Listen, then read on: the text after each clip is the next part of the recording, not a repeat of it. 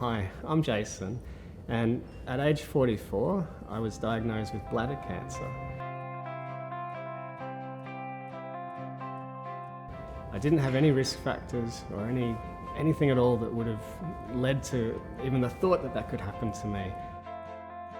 My name's Ian Bella. I'm a urologic oncologist at the Princess Alexandra Hospital and also a clinician scientist at the Translational Research Institute. With my collaborator Elizabeth Williams, we have established what's called the Queensland Bladder Cancer Initiative, which is really an initiative to raise awareness about bladder cancer and also perform research into bladder cancer for our patients. And that's multifaceted.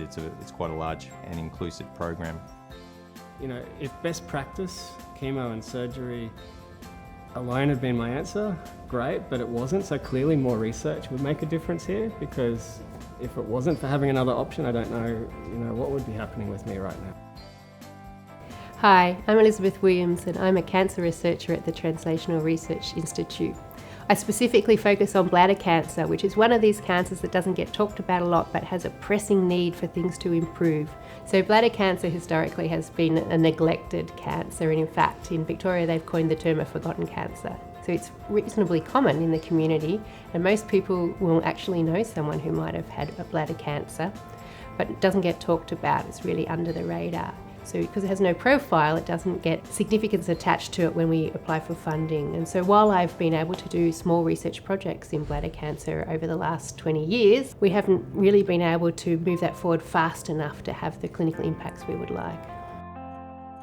I'm Damien Top. I'm the CEO of the PA Research Foundation. My role is to help facilitate raising funds and support to make research happen here on the PA campus.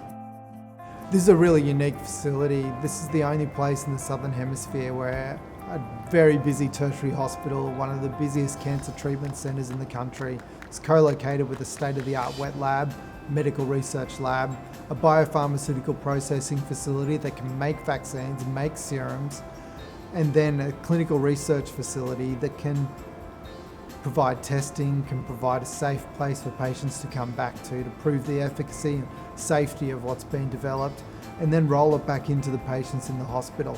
It's something that's only come about since the Gardasil vaccine's discovery. It's something that was driven by the things that Professor Ian Fraser faced that were barriers to getting his vaccine out there, and we believe this can expedite getting a real solution back from the patients into the medical research lab and then back into the hospital again. To our knowledge, we are the only group that's doing translational and basic research in bladder cancer in Australia. There may be other small groups, but this is a very much under-researched area of cancer. And it entirely comes back to the fact that there are no resources provided for research from a funding mechanism.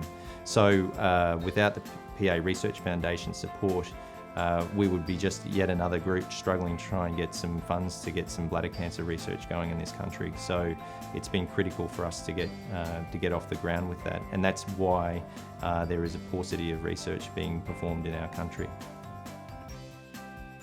Research into bladder cancer, to me, is so important, because if someone young, healthy, didn't have risk factors, I didn't drink, didn't smoke, didn't do anything, no family history, and it can get me, it's something that we need to know more about. At the PA hospital, we give bladder cancer people the very best of care. We have world leaders that are used to treating people with bladder cancer, and they really do a wonderful job. But we know there's opportunities to do better, and we're part of people all around the world who are trying to improve things for people with bladder cancer. It's so important that we support projects like Dr. Vella's. They're working directly with patients like Jason to make a real difference. And the more you give, the more we support these great projects, the more patients can have a better outcome. Philanthropy is critical for our research, and a message to the donors would be we really are very grateful for the money that you provide, and that money is really going into grassroots research. I think that's going to be very exciting. So being diagnosed with cancer, the future becomes uncertain. Immediately, you don't know. There was a time when I'd had that scan that showed things had gotten worse. I didn't know if that would be the last Father's Day I'd get with my children. The idea of research that can make a difference, can lessen that impact or help give more hope and help actually give real results for people, of course that's important. There's no question in my mind. If someone can be in a position to support that, I would be grateful. So many others would be grateful. And who knows, in the future, how it can touch people, like the impact it has on myself and my family. If you can help someone to not have to deal with that or to have a better outlook, thank you. That's awesome.